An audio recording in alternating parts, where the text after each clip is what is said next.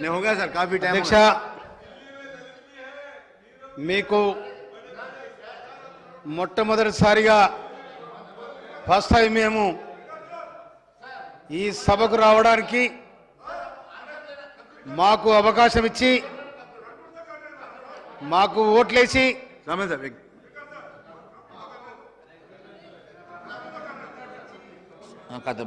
Sir simple last page में आ जा रहा हूं सर अभी मैं सर చివరిసారిగా తెలంగాణ సమగ్ర భూ సర్వే చివరిసారిగా 1940 నిజాం హయాంలో జరిగింది. ప్రతి 30 ఏళ్లకు ఒకసారి జరగాల్సిన రీసర్వే 80 ఏళ్లు దాటినా జరగలేదు. దీంతో రెవెన్యూ రికార్డులో భూమి ఉన్నప్పటికీ వాస్తవానికి క్షేత్రస్థాయిలో అంత భూమి లేదని అలాంటి ఆర్ఎస్ఎస్ మిస్ మ్యాచ్ ను సరిదిద్దడానికి సమగ్ర భూ సర్వే కూడా నిర్వహించినటువంటి అవసరం ఉన్నది అధ్యక్ష. ఇలాంటి ఎన్నో అంశాలు ఉన్నప్పటికీ మరి ఇవన్నిటిని కూడా ఈ రాష్ట్ర ప్రభుత్వం ఎప్పటికల్లా అటెండ్ చేస్తుందో చెప్పాల్సిన అవసరం ఉంది అధ్యక్ష. నేను ఒకటే మీ ద్వారా తెలియజేస్తా ఉన్నాను అధ్యక్ష, నేను ఈ రాష్ట్రంలో మీరు ఇచ్చిన హామీలు కానీ మీరు మరి ప్రవేశపెట్టినటువంటి మేనిఫెస్టో ప్రవేశపెట్టినటువంటి హామీలన్నీ కూడా దయచేసి నెరవేర్చాల్సిందిగా, మీరు ఇచ్చినటువంటి లెక్కలు మీరు మరి అలొకేట్ చేసినటువంటి ఫండ్స్ ఏ రకంగా కూడా సరిపోవు కాబట్టి మరి ఎందుకోసం ఈ రాష్ట్ర ప్రభుత్వం ఈ రైతాంగాన్ని మోసం చేస్తుందో తెలియజేయాల్సిందిగా కోరుతా ఉన్నాను. థ్యాంక్ యూ అధ్యక్ష. సోమేల్ సార్ అధ్యక్ష మేము మొదటిసారిగా అన్న జర ఏందే జర జాగ్రి మీరు మూతుకుని నేనేం చేయనే అట్టగా అధ్యక్ష, మీరు మాకు మొదటిసారిగా ఈ హౌజ్లో మాట్లాడే అవకాశం ఇచ్చినందుకు, నన్ను గెలిపించి ఇక్కడ పంపించిన నా తుంగతుర్తి నియోజకవర్గం పోరు బిడ్డలకు వారి తరపున నా తరపున మీకు ధన్యవాదాలు తెలియజేస్తా ఉన్నాను. అధ్యక్ష, తెలంగాణకు చరిత్ర ఉంది. ఆ చరిత్ర 1946 నుండి 51 వరకు తెలంగాణ సాయుధ రైతాంగ పోరాటం నడిచింది. ఆ సాయుధ రైతాంగ పోరాటం దేశ రాష్ట్ర విముక్తి కోసం, పీడిత ప్రజల విముక్తి కోసం, నిమ్న జాతుల విముక్తి కోసం, భూమి కోసం, ముక్తి కోసం సాయుధ రైతాంగ పోరాటాన్ని ఎంచుకొని రజాకారులను, దోపిడీదారులను తరిమి కొట్టి సెప్టెంబర్ 28 తారీఖు నాడు ఈ రాష్ట్రానికి, ఈ హైదరాబాద్ రాష్ట్రానికి విముక్తి జరిగింది. ఆ తర్వాత సెప్టెంబర్ 17 తారీఖు నాడు విముక్తి జరిగింది 1948. ఆ విముక్తి ఎవరి కోసం జరిగిందంటే పేదల కోసం జరిగింది ఆ పోరాటం. ఆనాడు ఆ పోరాటం 1951లో ముగిసిన తర్వాత గౌరవనీయులు రావినారెడ్డి గారు మన పోరాటం ముగిసింది, స్వాతంత్రం వచ్చింది, వాళ్ళు ఎన్నికలకు వెళ్ళిపోతున్నారు కాబట్టి మన సాయుధ రైతాంగ పోరాటాన్ని ఆపుదామని రావినారెడ్డి గారు కమ్యూనిస్ట్ పార్టీకి సంకేతం ఇస్తే కమ్యూనిస్ట్ పార్టీ ఆగిపోయింది. అప్పటికే 10,000 ఎకరాల భూమి పేదల మంచిది కమ్యూనిస్ట్ పార్టీ. ఆ తర్వాత తెలంగాణ కోసం 52లో ఇడ్లీ సాంబార్ గోబ్యాక్ అని వచ్చింది. 56లో ఆంధ్ర తెలంగాణ కావాలని ఆనాడు పోవడం జరిగింది. ఆ తర్వాత 69లో మా తెలంగాణ మాకు కావాలని వందలాది మంది ఆనాడు కసాయి తూటాలు, కాసు బ్రహ్మానందరెడ్డి కసాయి తూటాలకు నేల కొరిగిన అమరవీరులు ఎంతమంది ఉన్నారు. అది తెలంగాణ నిజమైన పోరాటానికి నాంది పలికింది. ఆ తర్వాత పోరాటం ఆగిపోయింది అనుకున్నారు, కానీ నిప్పుల కుంపటిలాగా తెలంగాణ ఎప్పుడు రగుతూనే ఉంది. తెలంగాణ అన్నందుకు ఆనాడు సర్కారులు కుక్కను చంపాలంటే ఇది పిచ్చి కుక్కని రాయేసినట్టు నక్సలైట్ పేరు మీద వందలాది మందిని కాల్చి చంపిన చరిత్ర ఇవాళ తెలంగాణ జిల్లాలో ఉంది, ఆ ప్రాంతంలో ఉంది. ఆనాడి పోరాటం, ఆ వ్యవస్థ ఇంకా సమలంగా రావాల తెలంగాణ ఎప్పుడు ఏర్పడుతుందని నీళ్లు నిధులు నియామకాలని ఈ విధమైన పోరాటాలు జరిగినాయి. 96లో కానీ 97లో కానీ 90లో తెలంగాణ అన్నందుకే గద్దర్ మీద కాల్పులు జరిగినాయి. వేలాది మంది ఆనాడు తెలంగాణ సాయుధ రైతాంగ పోరాటానికి నాంది పలికిన తుంగతుర్తి పోరుగడ్డ బిఎన్ గారు కానీ స్వరాజ్యం గారు కానీ వాళ్ళందరూ కూడా తెలంగాణ కోసం సాకలైలమ్మ, దొడ్డి కొమరయ్య, మందులనేవి వీళ్ళందరూ ఇలాంటి వాళ్ళందరూ కూడా తెలంగాణ కోసం పోరాడి ఆ తెలంగాణ నేపథ్యమే తెలంగాణ ప్రత్యేక రాష్ట్రం కోసం ఒక ఉద్యమాన్ని ప్రారంభించడం జరిగింది. 2000 అరే చెప్తాను, నువ్వు ఆడునవే, నేనున్నా, నీకు తెలియదుకో, నీకే వరక ఆడునా నువ్వు, అలా ఉన్నోళ్ళు ఎవరో చెప్పు నాకు. 2001 ఆడురో చెప్పురే, నీకే వరక, నీకు కూడా ఏం తెలియదు, నువ్వు ఇంత వ్యాపారానికి వచ్చా, నీకేం తెలుసు చెప్పేది నువ్వు. నేను చెప్తా, నీ కథ చెప్తా.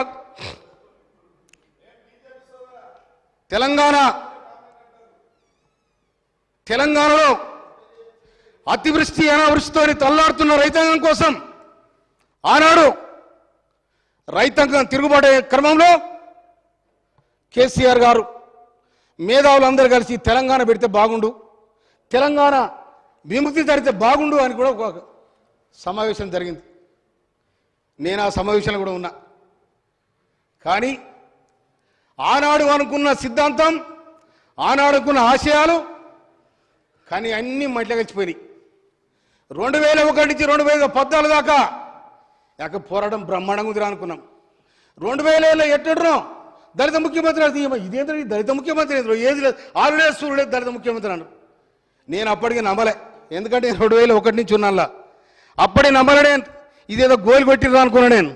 కానీ 3 ఎకరాల భూమి ముఖ్యమంత్రి ఇవాళ నేను చెప్తున్నా, అక్కడున్న ఎమ్మెల్యేలు ఓడిపోయినలు కానీ గెలిచాడు కూర్చున్నాడు కానీ 2014లో ప్రభుత్వం ఏర్పడిన తర్వాత ప్రభుత్వంలో మీరున్నారు. మీరున్న నాడు ఎన్ని ఎకరాల భూమి ఉంది, ఇవాళ ఎన్ని ఎకరాల భూమి ఉంది మీకు? తెలంగాణ ప్రజానికాన్ని నిట్టనిలో దోచుకున్నారు. తెలంగాణ ప్రభుత్వం ఏర్పడిన తర్వాత ఆనాడు కాశీరాజు ఏమైతే ఉన్నాడో నిజానికి ప్రతి నియోజకవర్గానికి ఒక కాశీరాజు తయారైంది. మాట్లాడితే జైలు, మాట్లాడితే కేసులు. ఈ విధమైన నిజమైన తెలంగాణ ఉద్యమకారులను గెంటి వేసిరు మీరు. గెంటి వేస్తే దానికి నిదర్శనమే నేను. మీరు నన్ను గెంటి వేయలే, నేనే పీకి అవతల పడేసి నిటారుగా నిలబడితే కాంగ్రెస్ పార్టీ గడిచింది, నేను డెమోడి నిలబడతా ఉన్నా. అది కాంగ్రెస్ పార్టీకి పేదల పైన ఉన్న వ్యవస్థ అది. అందుకోసం మిత్రులారా, ఇవాళ నేను తుంగతుర్తి నియోజకవర్గానికి ఎమ్మెల్యేగా అయినా. ఇవాళ నేను మాట్లాడే సబ్జెక్టు సామాజిక న్యాయం, దీని మీద ప్రజాస్వామ్యం. కానీ మిత్రులారా, ఏం జరిగింది ఇక్కడ? ప్రభుత్వం ఏం చేయాలన్నది ఇవాళ ఏ సర్కారు వచ్చినా కూడా ఏమనుకుంటుంది? పేద ప్రజలు ఏమనుకుంటారు? అరే కొత్త సర్కారు వచ్చింది, మాకు ఇల్లు కట్టిస్తారు, మమ్మల్ని ఆదుకుంటారు అనుకుంటారు. మీరు కట్టించింది ఏంటిది? బొంతలగడ్డ, శ్మశాన వాటిక, వైకుంఠ ధామాలు మీరు కట్టించింది. అది పేదలకు. ఇవాళ పోతే గయ్య దర్శనం ఇస్తున్నాయి మీకు. కానీ మీ ప్రభుత్వం ఆయల్ల ముఖ్యమంత్రి అయినాడు నేను అనుకున్నా ఇది ప్రజాస్వామ్యం వర్ధిల్లుద్ది, వేలాది మంది అమరవీరుల త్యాగఫలం తెలంగాణ వచ్చింది, ఈ తెలంగాణలో అందరూ కూడా సుఖశాంతులతో ఉంటారు అనుకున్నా నేను. కానీ ఎప్పుడైతే గోల్కొండ కోటలో జాతీయ జెండా ఎగిరేసిండో ఆనాడు అయిన మనసు మారింది అనుకున్నా నేను. గోల్కొండ కోటకు తెలంగాణ సాయుధ రైతాంగ పోరాటానికి సంబంధం ఉంది. అక్కడ ఎవరైతే పేదలను పీడించబడిరో వాళ్లకు నిటారుగా గోల్కొండ కోట కింద నీ గోరిగడతం కొడుకో అని సంకేతం పంపిన ఉద్యమకారుల చరిత్ర ఇలా గోల్కొండ కోట ఉంది. కానీ మీరు పోయే గోల్కొండ కోటలో జెండా ఎగిరేసారు అంటే మీ మనసులో ఉన్న మాట, ఇక్కడ ఉండే వాళ్ళంతా బానిసలు, ఆ బానిసలు నేను రాజును, నేను వెళ్తా కనుక నాకు ఎదురేదండి విర్రబీగినరు. కానీ కేసీఆర్ గారు 70,000 పుస్తకాలు చదివిండు. ఆ పుస్తకాలు చదివిన సంగతి జయశ్రెడ్డి గారికి ఎరక. 80,000 10 అటు ఇటు తీరాదే. అయితే 80,000 పుస్తకాలు చదివిన సంగతి జయశ్రెడ్డి గారికి ఎరక. కానీ కేసీఆర్ గారు తన పుస్తకం చదువుకోలే.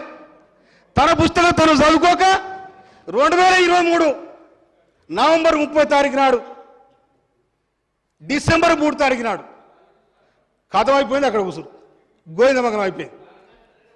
అందుకోసమని మిత్రులారా, ఈ రాజ్యం ఎప్పుడైనా కూడా ఒక పోరాటం జరిగిందంటే దాని వెనకాల త్యాగాలు ఉంటాయి. ఆ త్యాగాల ఫలితాలు రావాలని ప్రతి ఒక్కరు కూడా అనుకుంటారు.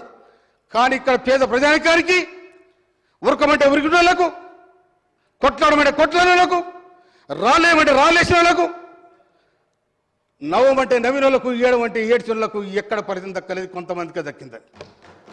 ఇలా మీ ఆస్తులని మీ పాస్తులని ఏడకొచ్చినాయి, చెప్పులు సరిగా లేని వాళ్ళు ఇలా కోట్లాధిపతులైన ఎట్లయినా ఎవరి కోసం వచ్చింది తెలంగాణ?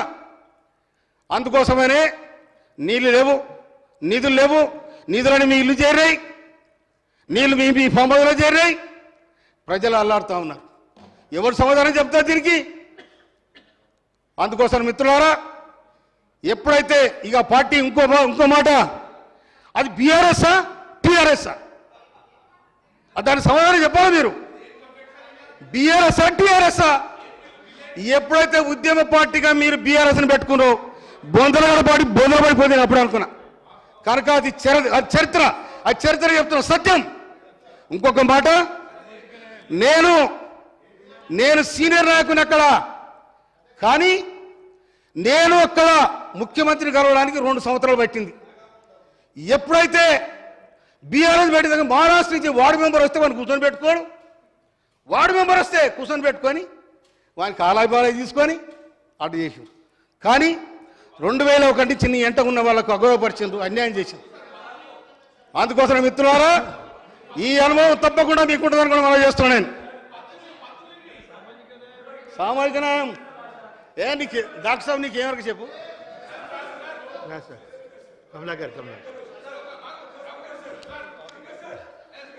అగో జరా ఇలా తుంగతుర్తి నియోజకవర్గం పోరాటాలకు వర్దిల్లగడ్డ.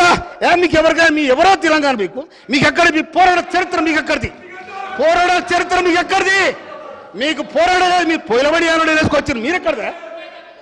మిత్రులారా, అధ్యక్ష, నా తుంగతుర్తి నియోజకవర్గానికి సంబంధించి నేను అప్పీల్ చేస్తా ఉన్నా. నా తుంగతుర్తి నియోజకవర్గంలో ఒక ఇండస్ట్రియల్ పార్క్ పెట్టాలని అప్పీల్ చేస్తా ఉన్నా. నేను తుంగతుర్తి నియోజకవర్గంలో ఒక ఇండస్ట్రియల్ కారిడార్ పెట్టాలని అప్పీల్ చేస్తా ఉన్నా. నేను తుంగతుర్తి నియోజకవర్గంలో ఉండబడిన రుద్రమ చెరువును, తుంగతుర్తి నియోజకవర్గంలో ఉండబడిన రుద్రమ చెరువును రిజర్వాయర్ చేయాలని విజ్ఞప్తి చేస్తా ఉన్నా. తుంగతుర్తి నియోజకవర్గంలో ఉండబడిన ఇవాళ చెన్నూరు రిజర్వాయర్ నుంచి ఎప్పుడైతే 8 గ్రామాలు ఉంటాయి, ఆ గ్రామాలకు చెన్నూరు వాటర్ తెచ్చి ఇరిగేషన్ డెవలప్ చేయడానికి సాయం చేయాలని చెప్తున్నా. నేను మూసీ నదిపై నిర్మించడానికి 5 చెక్ డ్యాములు కూడా శాంక్షన్ చేయాలని నేను ఇరిగేషన్ మినిస్టర్ గారు కోరుతా ఉన్నా. అదేవిధంగా తిరుమలగిరికి జూడ కాలేజీ మంజూరు చేసిన ముఖ్యమంత్రి గారికి సందర్భంగానే హృదయపూర్వక ధన్యవాదాలు తెలియజేస్తా ఉన్నాను. అదేవిధంగా ఇవాళ టెక్నికల్ సాంకేతిక పరమైన ఇన్స్టిట్యూట్స్ పెట్టాలని ముఖ్యమంత్రి గారు ప్రతిపాదించారు. అది తుంగతుర్తిలో ఐటీఐ కాలేజ్, తుంగతుర్తిలో ఐటీఐ, అడ్డగూడలో ఐటీఐ పెట్టాలని కూడా నేను విజ్ఞప్తి చేస్తా ఉన్నా. తర్వాత మా బునాది గారి కాలువ, తర్వాత మా అసిమినర్ కాలువ కంప్లీట్ చేయాలని మనం చేస్తా ఉన్నా. నేను తర్వాత ఇంకోటి తిరుమలగిరిలో ఇంకొక మాట ఇవాళ వీళ్ళు చేస్తా ఉన్నారు. ఒక్క